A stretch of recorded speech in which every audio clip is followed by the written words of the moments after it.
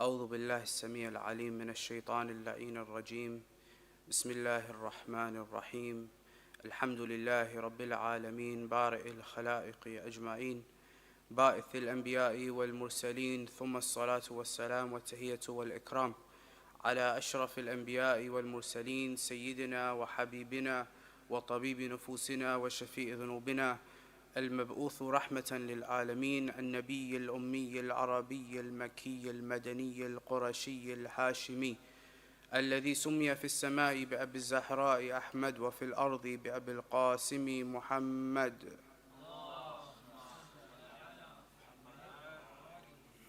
وعلى أهل بيته الطيبين الطاهرين المعصومين المظلومين المنتخبين المنتجبين لا سيما على بقية الله في الأرضين روحي وأرواح العالمين له الفداء واللعنة الدائمة الصرمدية الأبدية على أعدائهم أجمعين من الآن إلى قيام يوم الدين أما بعد فقد قال الله في كتابه الكريم بسم الله الرحمن الرحيم ولله الأسماء الحسنى فادعوه بها صدق الله العلي العظيم ارفعوا أصواتكم بالصلاة على محمد وآل محمد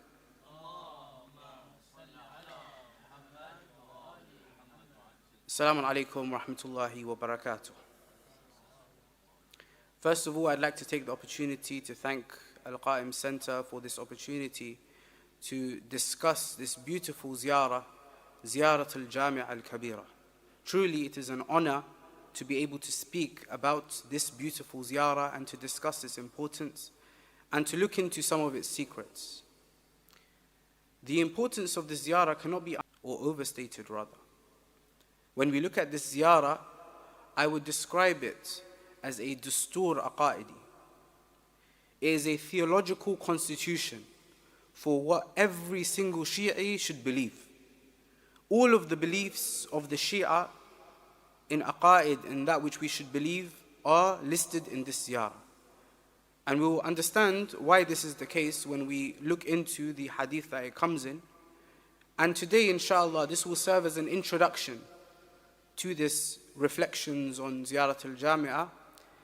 And of course, three lectures will not be enough to be able to completely discuss and dissect Ziyarat al-Jami'a.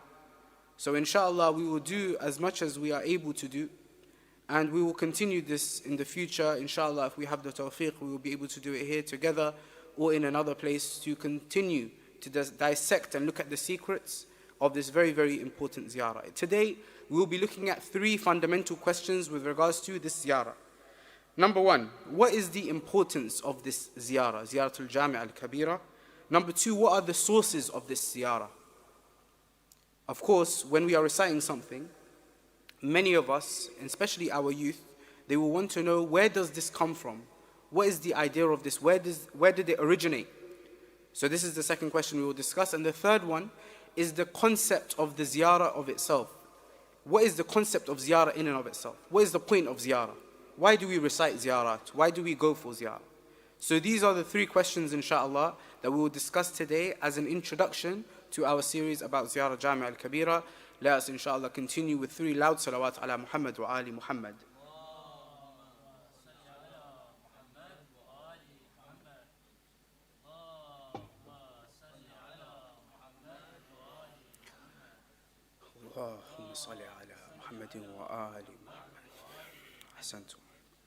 So the first question is, what is the importance of this ziyarah? The importance of this ziyarah comes in the story of the narration of how this ziyarah was narrated in and of itself. We have a companion by the name of Musa ibn Abdullah al-Nakhai. He comes to the 10th Imam, Imam Ali al-Hadi. He comes to him and he asks him a question.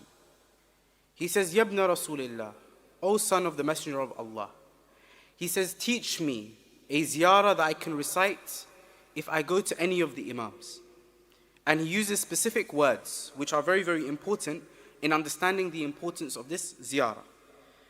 The individual says, Allimni yabna Rasulillah qawlan aquluhu Baleeghan kamilan idha zurtu wahidan minkum. Teach me, O son of the Messenger of Allah, a statement that I can say, that which is Baleegh, which is translated as eloquent, كاملا, something that is comprehensive and complete, such that I can make the statement if I go to do the ziyarah of any of you, any of the Imams or any of the Ahlulbayt alayhim salam. So he's come to the Imam with a big request. Many of the Imams, they've taught ziyarat prior to Imam al-Hadi. Imam Sadiq alayhi salam has taught us many of the ziyarat that we recite, ziyarat Ashura, ziyarat al-Waritha that we recite. These were taught by the Imams themselves. They would go to their Shi'a and they would teach them. They would say, recite so-and-so ziyarah on this day. For example, ziyarat al-Waritha should be recited on Thursdays, Thursday nights. Here the companion comes to the Imam himself, Musa ibn Abdullah al-Nakhai. He comes to Imam al-Hadi and he says, I want you to teach me a ziyarah, a complete statement that is eloquent and it has all of the comprehensive meanings when I do the ziyarah of any one of the Imams. Imam al-Hadi doesn't correct him or clarify or anything. Once the individual asks this question, Imam al-Hadi immediately begins to teach him Ziyarat al-Jami'a al-Kabirah. So what do we learn from this? We learn that everything that that individual asked for to be in that ziyarah, Imam al-Hadi is saying it is in this ziyarah. In that it is a qawl that is Baleegh and kamil. A qawl is a statement. Baleegh means eloquent and kamil means comprehensive. That means everything will be within this ziyarah. If you want to look. This is why we understand that this is a dustur aqaidi, a theological constitution, when we want to understand the aqaid. So these are the three things that he asked for, the three conditions. Number one, a qawl. Some people translate qawl as saying. This is an incorrect statement. This is an incorrect translation. When we want to translate qawl, qawl means statement. It doesn't mean saying. What is the difference between a saying and a statement? A saying can be any expression. It doesn't have to have any meaning. It doesn't have to have any kind of fa'idah or benefit that you can get from it. But a qawl has to be a statement, a expression of words that has meaning, something that you can derive benefit from.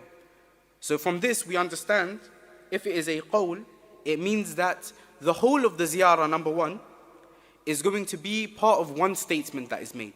So it's not a list of disconnected praises or disconnected phrases that are being made. This is all one qawl, and all of it points towards one meaning.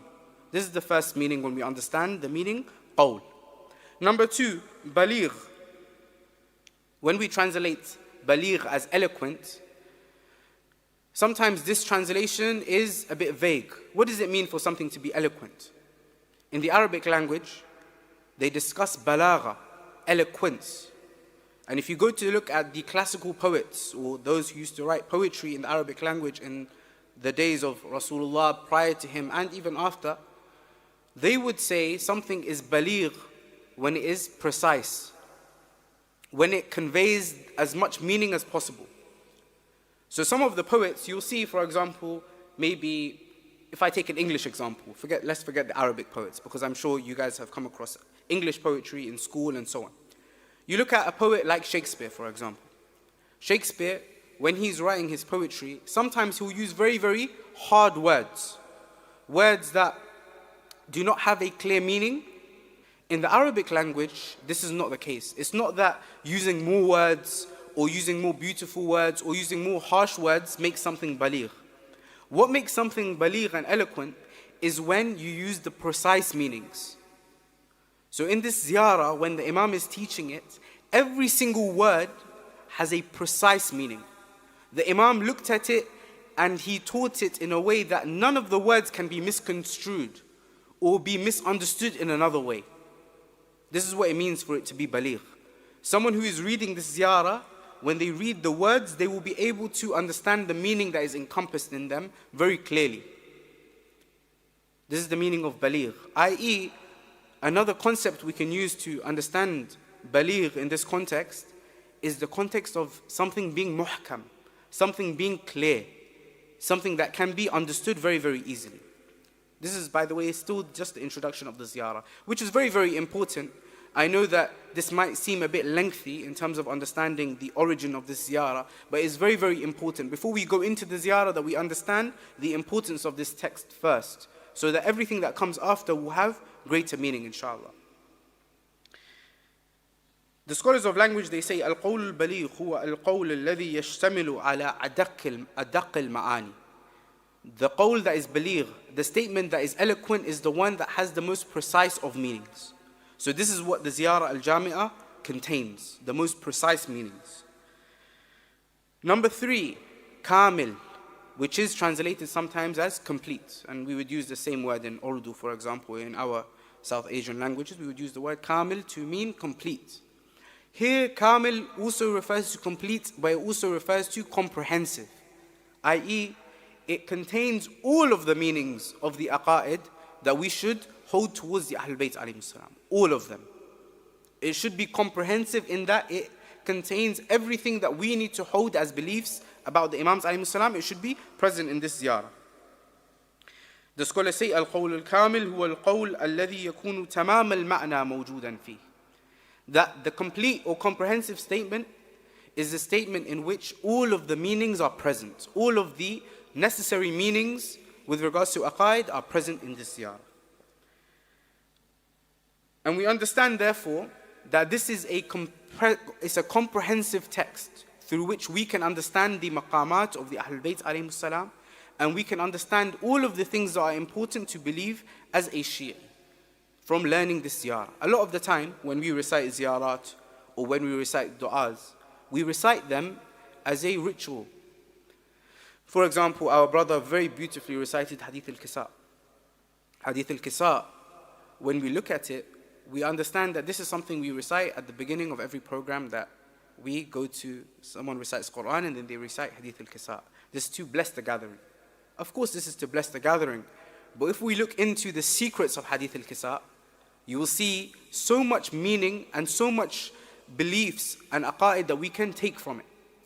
An example, for example, very, very quickly.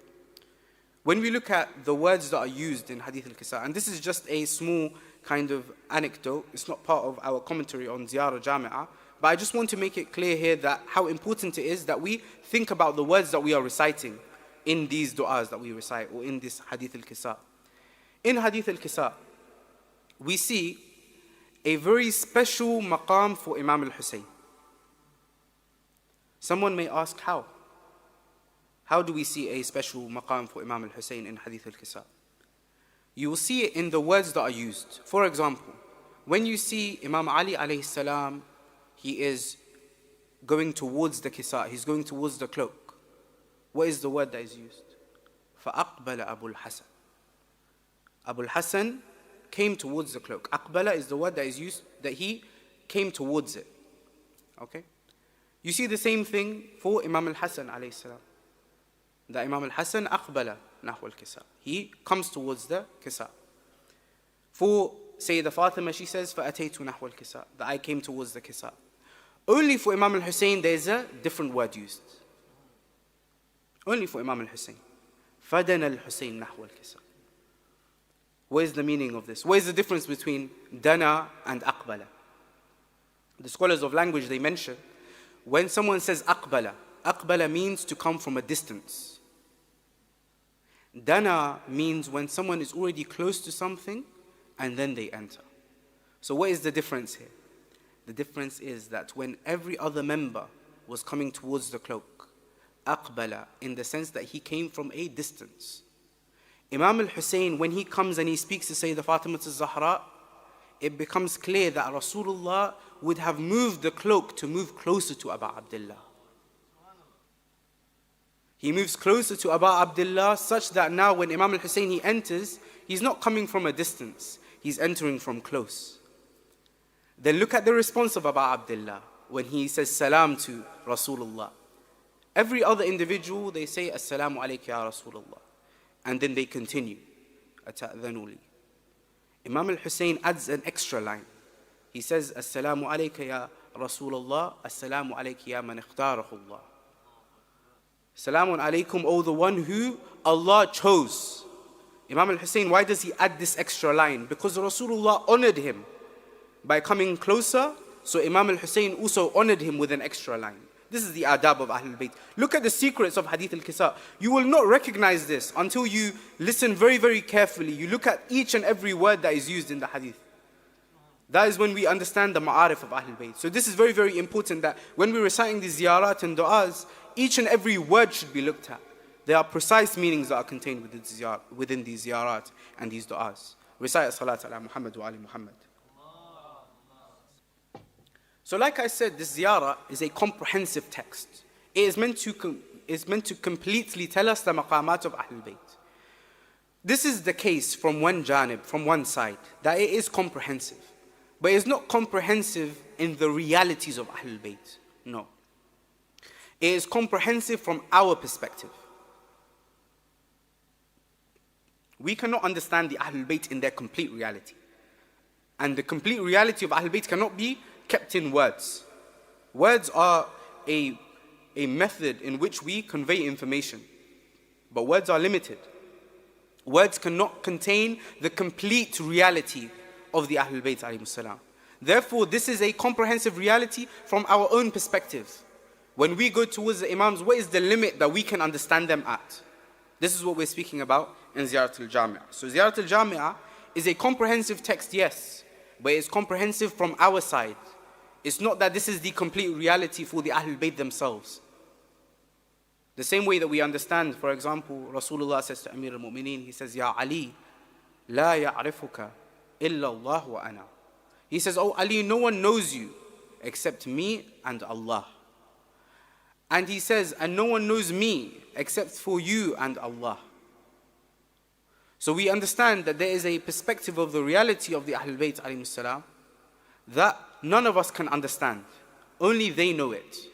And the same way there is an aspect of Allah subhanahu wa ta'ala that only they know. Rasulullah says, and no one knows Allah except me and you. So here, Ziyarat al-Jami'a is taking us to the boundary. It's taking us to the very limit of how much we can understand. But let us not think that the ziyarah and the maqamat that are mentioned in them are the limits of Ahlul Bayt. Ahlul Bayt do not have a limit. Ahlul Bayt in their maqamat cannot be understood by the human being. So what are the sources of this ziyarah? This is very, very important. We have to understand the sources of where we get the ziyarah from. One of the oldest sources for this ziyarah that we have in our possession today is the book Faqih Man La Yahdhuruhu al-Faqih. This is one of our main books of hadith written by al-Shaykh al-Saduq. Al-Shaykh al-Saduq was one of the great scholars of the classical period. Shaykh al-Saduq is the son of Ali ibn Babawayh. Ali ibn Babawayh, he lived during Ghaybat al-Sughra. Shaykh al-Saduq, he lived during the Ghaybat al-Sughra, but he was a child and he died during the Ghaybat al-Kubra. He died in the year 381 after Hijrah. The major Ghaybat al-Kubra, it began in the year 329 after Hijrah. So we're speaking very, very early here. Individuals that are next to the time of the Imams. He wrote this book, Faqih Man La Yahdhuruhu al-Faqih. A faqih, a jurist for the individual that doesn't have a jurist near him. So in this, he collected all of the hadith about fiqh and other ziyarat, for example, he collected in this book. In the introduction of this book, Shaykh al-Saduq mentions, I have only included in this book those things which I believe to be reliable between me and Allah. So according to Shaykh al-Saduq, everything that he compiled into this book, he believed himself, at the very least, that this is reliably narrated from the Imams alayhimus salam. That doesn't mean that he says everything that is in it you must act upon. That's not necessarily the case. But he believed that these were reliably transmitted from the Imams. So it is very, very important we see in this book, and this is one of the 4 main books of the Shi'a. In the canon of the Shi'a, we have 4 books. We have Al-Kafi, we have Man La Yahdhuruhu al-Faqih, this is the book. We have Tahdhib al-Ahkam, and we have al-Istibsar. These are our main books of hadith, classically. And this is one of them. And Shaykh al-Saduq, he mentions Ziyarat al-Jami'a within it. This is one of the oldest sources of the ziyarah. Shaykh al-Saduq also mentions it in another book, Uyun Akhbar al-Ridha, where he collected the hadith of Imam al-Ridha and other Imams alayhim salam as well, but mainly focused on Imam al-Ridha alayhi salam.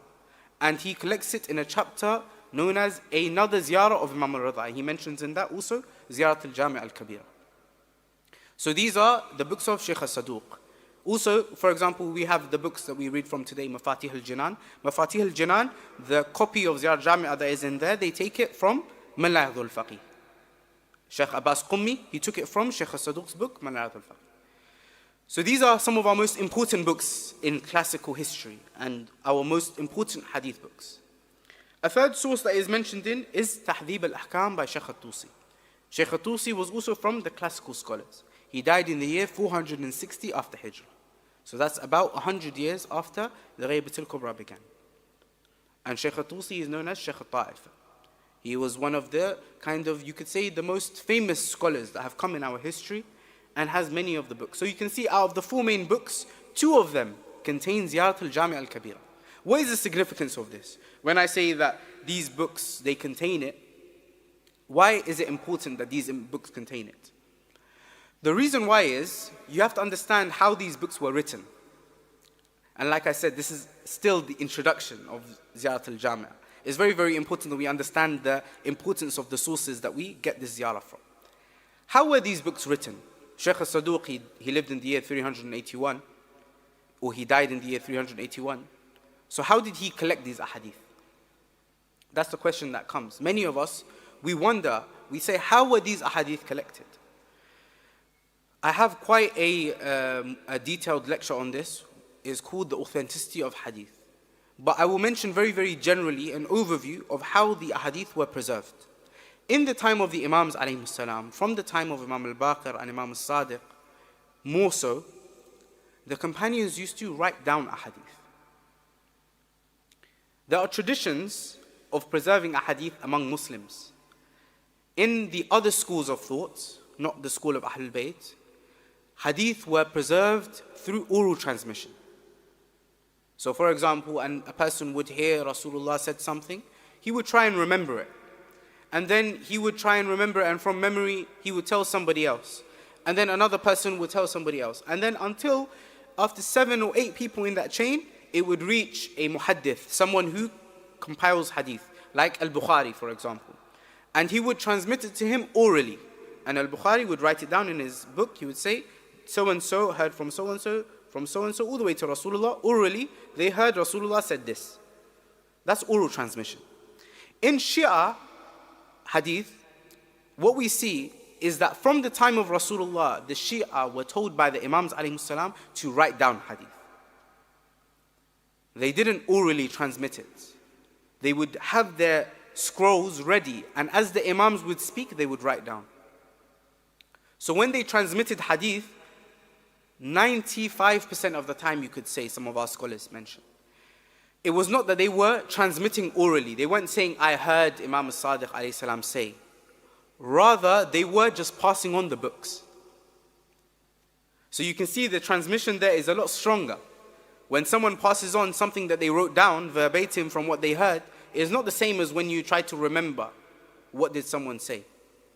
So this is how the hadith were preserved. At the time of the Imams used to see the companions, and they used to make sure that what they were writing down were from their hadith. We find many examples. We can't go through all of them now, we don't have much time. But for example, in the time of Imam al-Sajjad alayhi salam, Abu Hamza al-Thumali, one of his companions, he goes into a gathering and he hears an individual telling the people of the hadith of Imam Zayn al-Abidin in zuhd, in asceticism, how to stay away from the world, how to be free from the dunya. He heard these ahadith of Imam Zayn al-Abidin. What did he do? He wrote them all down. He wrote them all down and he went to Imam Zayn al-Abidin. He said, this is what I heard in a gathering about the ahadith that you say. Are these true? Imam Zayn al-Abidin took the book, he read it, and he said, yes, all of these are my hadith. So the companions also, not only did they used to write them down, but they used to go to the Imams alayhim salam to check, are these your ahadith? Yes or no? You see this in after the Imams that come after, Imam al-Sadiq alayhi salam, the companions used to go towards him with the books, and they used to take out the ahadith that were falsely attributed to them. Imam al-Ridha alayhi salam used to live in Iran, the Shia in Kufa, and the Shia have all of the ahadith in Kufa. What did they used to do? You had people like Yunus ibn Abdul Rahman. He takes all of the books of hadith, he takes them to Iran, to Imam al-Ridha alayhi salam. Ya Imam, are these your hadith? Imam al-Ridha will say, yes, these are our hadith, these are not our hadith. Take this one out, keep this one. Why? To preserve the hadith. Imam al-Jawad alayhi salam, Look at the actions of the Imams.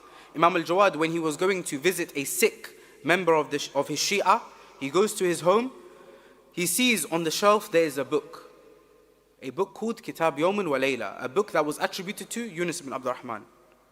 He sees the book, straight away the Imam, no one gives him the book, the Imam takes the book. He looked at it page by page. Page by page, he looked at all of the hadith in it. And he began to say, Rahimallahu Yunus. May Allah's mercy be upon Yunus. Everything that he narrated was from us Ahlulbayt. So the Imams, they used to emphasize on making sure that they preserve their hadith. To the extent that you have these usul now.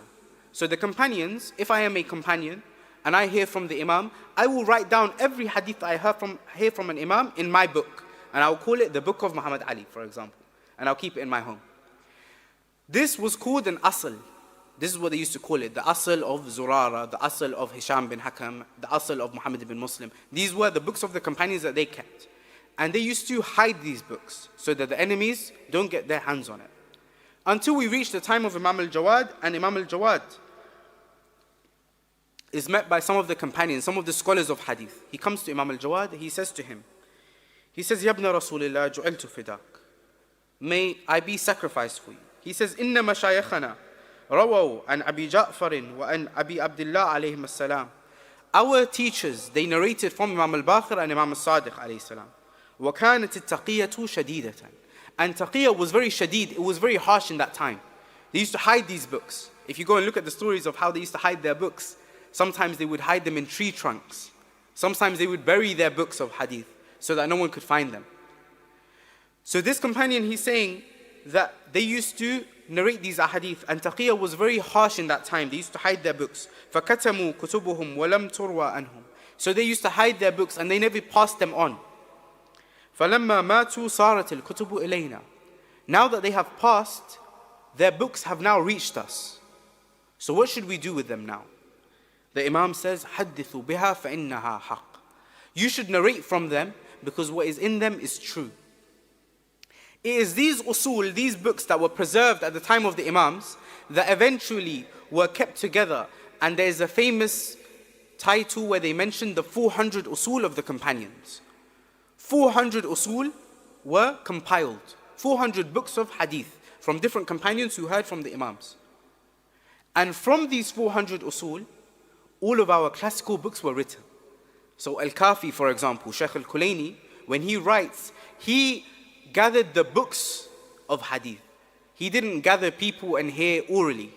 He gathered the books of hadith and he wrote in Al-Kafi those things which were preserved from the times of the Imams, and the Imams themselves looked over and they preserved. So this is the history of the preservation of hadith. Ziyarat al-Jami'a al-Kabirah reaches us through these classical sources. We can be sure that this was taught by the Imams alayhi salam. All of this explanation that I've given is not to prove the authenticity of Ziyarat al-Jami'a. I would be ashamed in front of the Imam of my time to pretend that I am authenticating this ziyarah. Who am I to authenticate this ziyarah? This ziyarah, in fact, it authenticates me.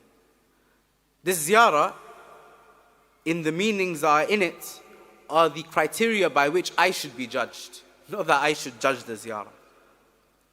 This is what we're speaking about when we're speaking about Ziyarat al-Jami'a. So we understand that this is from our Imams in our major and early sources. It is linguistically highly eloquent, clearly from the language of the Imams. And we see this in the Imam, when the Imams teach a ziyarah or du'as, they have specific concepts and linguistic usage that is specific to them, that is unique to them. You can taste it when you are reciting the ziyarah, that these are the words of the Imams alayhi salam. And it has an epistemic doctrinal structure which is clear from the beginning to the end. So this is the dastur. This is the theological constitution that every Shi'i should be judged by in terms of what they believe. This is Ziyarat al-Jami'a al-Kabirah. And this was a short overview about Ziyarat al-Jami'a and its sources and the importance of Ziyarat al-Jami'a. Now I just want to very, very briefly touch upon the importance of ziyarah in and of itself. The importance of ziyarah cannot be overstated in the Shi'a tradition. The Shi'a tradition has many, many, many ahadith and many, many narrations and many, many reports about ziyarat that we recite. Some whole books were written about ziyarat. For example, Kamil al-Ziyarat is also from our classical books, written by Ibn Qulawayh. These are books, by the way, that we should all know the names of. These are our classical, these are the origin of our religion. When we look for the Hadith of Ahlulbayt, these are the books that we look towards. Kamil al-Ziyarat. Do you know how authentic Kamil al-Ziyarat is?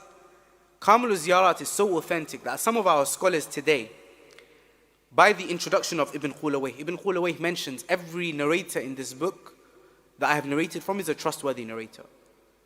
The amount that they trust this book, some of the marajit today, is that if there is a narrator who isn't well known, you don't know much about his biography, but if his name is in Kamil al-Ziyarat, in the chains of Kamil al-Ziyarat, they consider him to be trustworthy. Just because his name is in the book Kamil al-Ziyarat. That's how authentic this is. These are the books of ziyarat that were narrated from the Imams. So what is the concept of ziyarah? Why is it important? We understand, with regards to the concept of ziyarah, a narration from Imam al-Ridha alayhi salatu wasalam, recite salawat ala Muhammad wa ali Muhammad. He mentions, he says, إِنَّ لِكُلِّ إِمَامٍ أَحْدًا فِي عُنُقِ أَوْلِيَائِهِ وَشِيعَتِهِ. Indeed, for every Imam, there is a covenant upon the necks of his Shi'a and his supporters. Who are they? Us, the Shi'a. We have a covenant upon our necks towards the Imams. This is an obligation upon us to fulfill, a covenant of Wilayah. Then the Imam says, وَإِنَّ مِن تَمَامِ الْوَفَاءِ بِالْأَهْدِ وَحُسْنُ الْأَدَاءِ زِيَارَةَ قُبُورِهِمْ. He says that the completion of this covenant that we have with the Imams and how to fulfill this covenant is by doing the visitation, doing the ziyarah of their graves. We understand we have a covenant, and in order to fulfill that covenant of wilayah that we have towards the Imams, what do we have to do? We have to do the ziyarah of their graves. This is a theological obligation. If one wants to show his wila towards the Imam, he must go to the ziyarah of that Imam. Then he mentions, فَمَنْ زَارَهُمْ رَغْبَةً فِي زِيَارَتِهِمْ. So the one who does their ziyarah, longing for their ziyarah, وَتَصْدِيقًا بِمَا رَغَبُوا فِيهِ كَانَ أَئِمَّتُهُمْ شُفَعَاءُهُمْ يَوْمُ الْقِيَامَةِ. So if the individual he goes, fulfilling this covenant, then this Imam will be an intercessor for him on the Day of Judgment. This is the philosophy of ziyarah. Ziyarah is a manifestation of our covenant towards our Imams. So ziyarah is not just a spiritual journey. A lot of the time, I don't know how many of us have been to Arba'een, inshallah. If we haven't been this year, inshallah, we get the opportunity to go this year and next year and all of the years to come after. Sometimes people think of ziyarah in very modern terms. When they talk about ziyarat al-Arba'een, they think of it like an event. For example, like you can say, the Olympics, for example, is an event that happens every 4 years. Or Tour de France, or Grand Prix. They think of it like an event like this. Every year we have this event in Karbala where people go and they give free food and so on and so on. This is not the correct formulation of how we should think about ziyarah. Ziyarah is a covenant between us and our Imam. It is us renewing our allegiance. When we walk towards Karbala, we are renewing our allegiance, telling the Imam, we are here for you, we are your Shi'a. All of these other things that are part of the ziyarah are beautiful, yes. The food that is given out as khidmah for Abu Abdullah, the love of the people that want to serve the zawar of Abu Abdullah, all of these things are beautiful, but they are secondary. The primary meaning of ziyarah is renewing our allegiance, our covenant with the Imam of our time. This is what we understand from these ahadith. And you'll see very, very clearly here, when we are seeing that the covenant is fulfilled through our ziyarah, this is how we understand some of the ahadith that we see in Kamil al-Ziyarat with regards to the ziyarah of Abu Abdullah. The Imams very, very clearly, in many, many narrations, they mention that the ziyarah of Abu Abdullah is wajib, is mafruḍah. Our scholars don't mention this as a fiqhi obligation, but theologically, from a theological perspective, an aqaidi perspective, it is wajib on us to do the ziyarah of Imam al-Hussein. Why? In the narrations they mention, إِنَّهُ وَاجِبَةٌ عَلَى كُلِّ مَنْ أَقَرَّ لِلْحُسَيْنِ بِالْإِمَامَةِ. It is wajib, it is obligatory upon anybody who considers Imam al-Hussein to be an imam. Theologically, it is part of our covenant that we must go towards the ziyarah of Abu Abdullah. This is what is being said in these words that we are reading here. Tamam al-wafa, to show our loyalty towards the imam. This is the philosophy of ziyarah.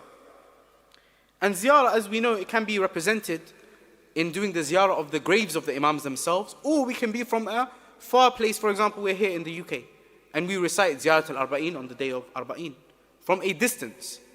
This is also, of course, a form of accepted ziyarah.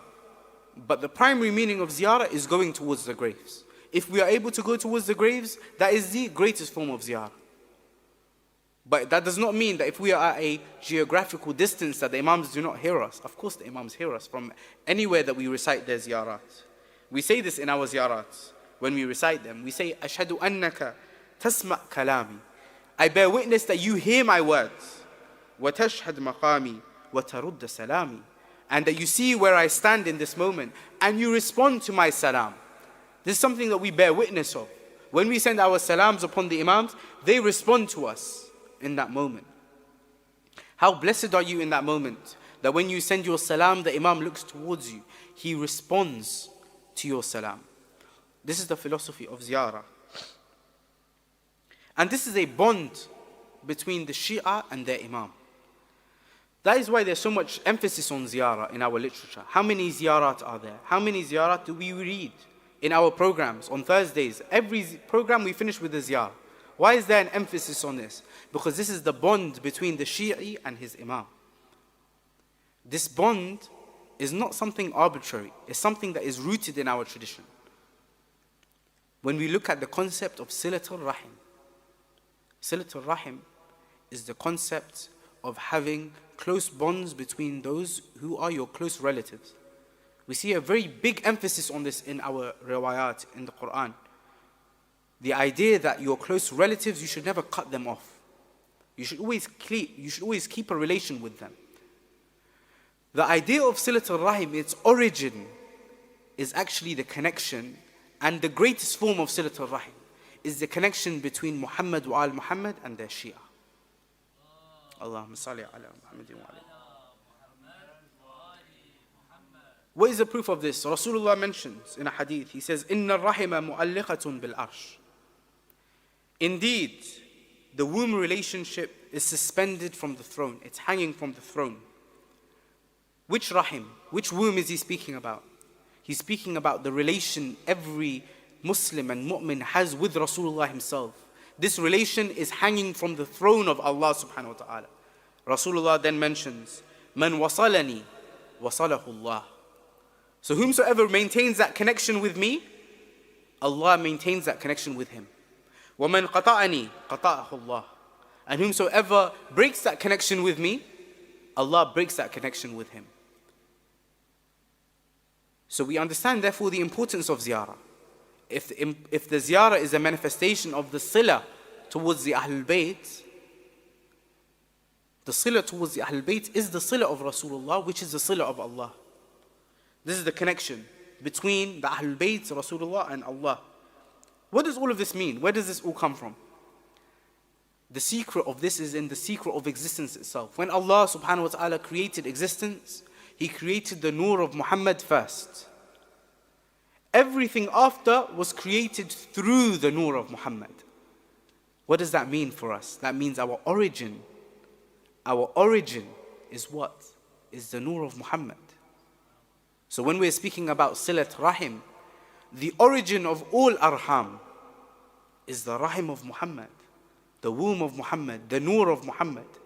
That is why it is incumbent and obligatory upon us to keep seeking that connection of our own origins, the nur of Muhammad. And there's a condition in this, because everybody claims, all the Muslims claim that we are connected to Muhammad. The Arabs say everyone claims to have a relation with Layla, and Layla does not know any of them. Everybody claims to say that I am connected to Rasulullah. Every Muslim claims that. But there is a condition to the connection with Rasulullah. What is that? There is no sila without this individual. Ziyarat al-Jami'a, in all of its meanings, it means nothing without this individual. Who is this individual? It's none other than as-Siddiqat al-Tahira, Sayyidah Fatima al-Zahra alayhi salatu was-salam. Allahumma salli ala Muhammadin wa ali Muhammad. We say in the ziyarah of Sayyidah Fatima, وَأَنَّ مَنْ وَصَلَكِ فَقَدْ وَصَلَ رَسُولُ اللَّهِ. The one who keeps a connection with you has kept a connection with Rasulullah. وَمَنْ قَطَعَكِ فَقَدْ قَطَعَ رَسُولَ اللَّهِ صَلَّى اللَّهُ عَلَيْهِ وَآلِهِ. And whomsoever severs relationships with you, then they have severed their relation with Rasulullah. What is this speaking about? It's speaking about the Wilayah of Fatima. This is something that is inherent within the Shi'a and unique towards the Shi'a. That we have Wila towards Fatima and we have Bara'a towards her enemies. This is the condition of the Sila of Rasulullah and the Sila of Allah subhanahu wa ta'ala. Without that, we do not have any connection. There is no connection to Rasulullah without the connection to Fatima to Zahra.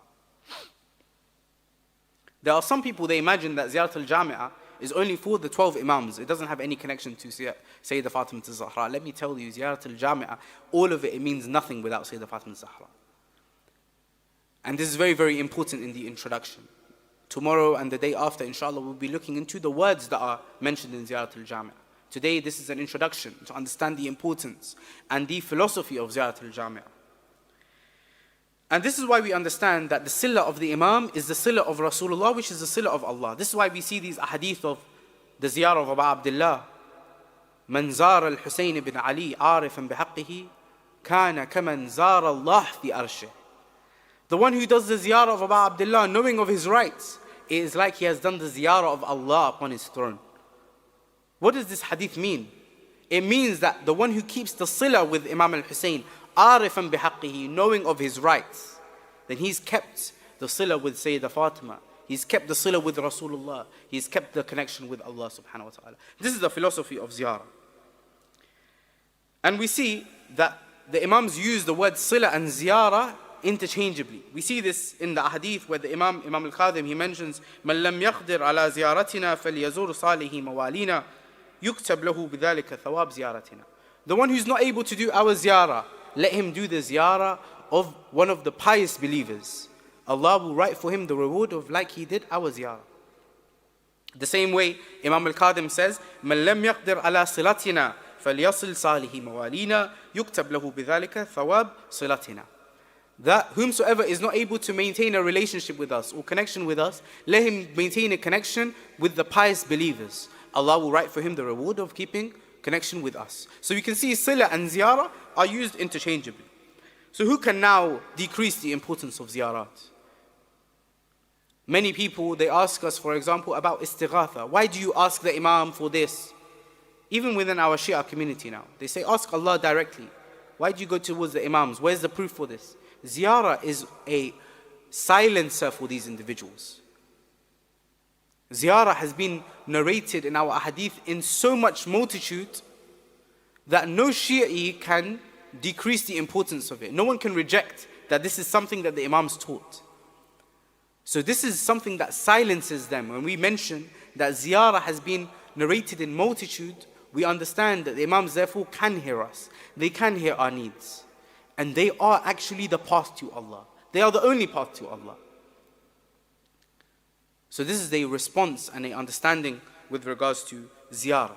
And in Ziyarat al-Jami'a, as we come towards the end of the lecture, inshallah, there's a very beautiful line that explains to us the philosophy of these ziyarat. These ziyarat, when we read them, they should bring a transformation in us as individuals. We say this in Ziyarat al-Jami'a, we say, وَجَعَلَ صَلَاتَنَا عَلَيْكُمْ وَمَا خَصَّنَا بِهِ مِنْ وِلَايَتِكُمْ طِيبًا لِخَلْقِنَا وَطَهَارَةً لِأَنفُسِنَا وَتَزْكِيَةً لَنَا وَكَفَّارَةً لِذُنُوبِنَا. That Allah placed our salawat upon you and our wilayah towards you. What did He make it for us? He made it طِيبًا لِخَلْقِنَا. Our creation becomes pure through these recitations. طهارة لأنفسنا. Our souls become pure, they become refined. تزكية لنا, that we become refined as individuals. وكفارة لذنوبنا, and our sins get forgiven by the recitation of these ziyarat and these salawat. Recite as-salat ala Muhammad wa ali Muhammad.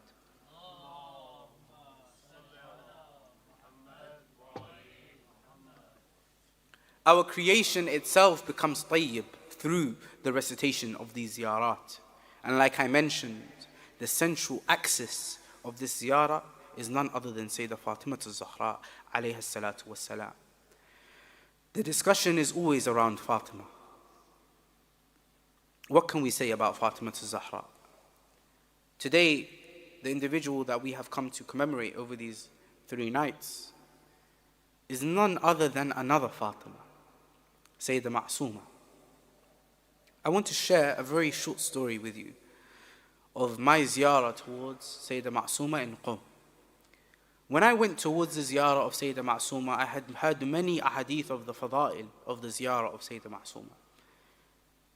Imam al-Ridha alayhi salam, he mentions, whomsoever does the ziyarah of my sister in Qom, Allah will make obligatory upon them Jannah. It will be obligatory for that individual to enter Jannah. Allah will not place him anywhere else. I was keeping all of these fada'il in my heart. And I went and I did the ziyarah of Sayyidah Ma'sooma, believing all of these fada'il and these virtues of these ziyarat. As I finished it, I went and I looked at some of the books that are present in the haram of Sayyidah Ma'sooma. Some of them are written in Farsi. I'm not able to read Farsi. I saw a section where they have Arabic books. So I went there to pick up the Arabic books to read some of them. And one of them was about the ziyarah of Sayyidah Ma'sooma herself. So I said, let me read this. I opened the book and I found a story in it. And this story was very, very beautiful. It changed my whole ziyarah experience. The story was the story of Ayatollah Sayyid Mar'ashi Najafi. Sayyid Mar'ashi Najafi, he used to live in Najaf, in Iraq. That's why his name is Najafi, right? He lived in Najaf. There was a time where he realized that there is a truth, something that he wants from the religion in his research, that he can only get if he goes to the grave of Sayyidah Fatimah al-Zahra. So what did he do? He went to Masjid al-Kufa and he began to do a'mal. He wanted to meet the Imam of our time. And he heard that if you do the a'mal for 40 nights in Masjid al-Kufa and Masjid al-Sahla, then the Imam will come and meet you himself. So he goes and he does these a'mal, 40 nights. On the 40th night, he wakes up and he sees an old man sitting next to him. A Bedouin-looking man is what is mentioned in the story. So the Imam, he says to him, and Sayyid Mar'ashi Najafi, he says, I could tell that this was a vision. I wasn't awake at this moment. But it felt like I was awake, but I knew that this was a vision. I met the Imam here. The Imam didn't say anything to him except he says, I know what you are looking for. You are looking for the grave of my grandmother al-Zahra. But we have not been permitted to give you its location. فَعَلَيْكَ بِكَرِيمَةِ al-Bayt.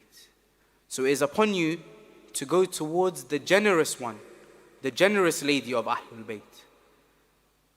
Sayyid Mar'ashi Najafi said, when he said this, immediately I still thought of Sayyidah Fatimah al-Zahra. I said, so where is her grave? The Imam said to him, you'll find it in Qom. Go towards the Karima of Ahlul Bayt, the one who is buried in Qom.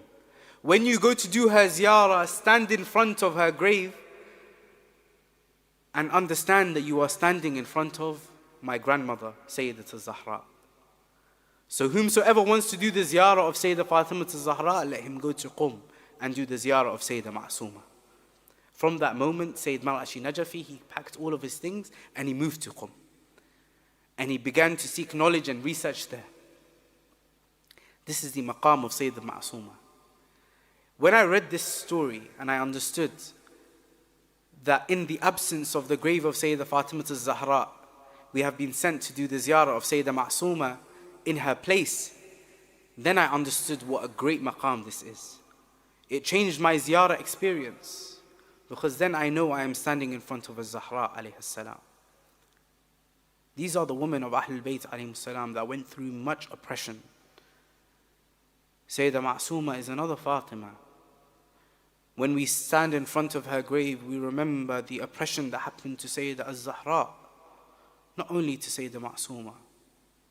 We remember when the enemies would take her rights from her.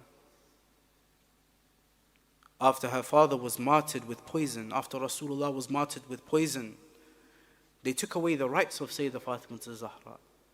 They put her in a position where she would have to come in public to explain that what she is saying is true. The daughter of Rasulullah, they brought her in public. They took away the rights of Sayyidah Fatima in this way. They would no longer speak to Sayyidah Fatima. They would no longer speak to Imam Ali alayhi salam. This was the oppression that Sayyidah Fatima faced. It is in these days that we are in that the first attack on the house of al-Zahra happened. Many do not know the house of al-Zahra was attacked many times. The house of al-Zahra was attacked 3 times. On the first attack, Imam Ali alayhi salam gathered the companions and mentioned to them to come and protect the house of al-Zahra. He told them to shave their heads and come and stand in front of the door of al-Zahra, defend her. This was the first time that they attacked.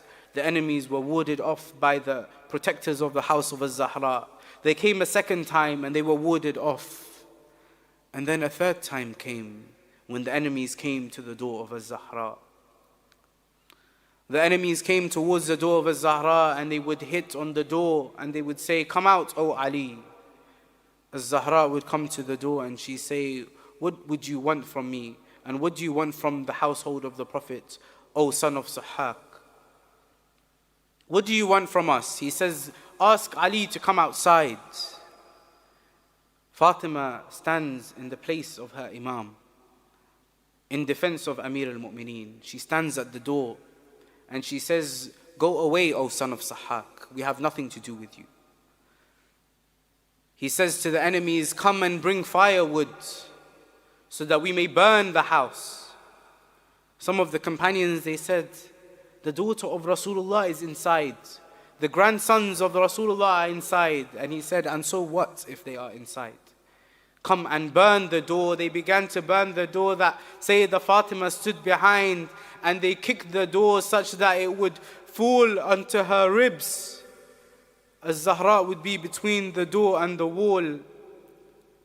When he knew the enemy, when he knew that Al-Zahra was behind the door, he kicked the door even further. He kicked it even harder. They would hear the ribs of Al-Zahra break. They would hear the cries of Al-Zahra as she would miscarry Muhsin. Al-Zahra would call out, "O Amir al-Mu'mineen, come to my aid." Amir al-Mu'mineen would come and he would grab the enemy of Allah and he would throw him onto the floor. And he would mention to him, he said, "If it was not for a covenant that I had made with Rasulullah, you know that you would not have entered my home." وَسَيَعْلَمُ الَّذِينَ ظَلَمُوا أَيَّ مُنْقَلَبٍ يَنْقَلِبُونَ وَالْعَاقِبَةُ لِلْمُتَّقِينَ إِنَّا لِلَّهِ وَإِنَّا إِلَيْهِ راجعون. هذا وصلى الله على محمد وعلى أهل بيته الطيبين الطاهرين.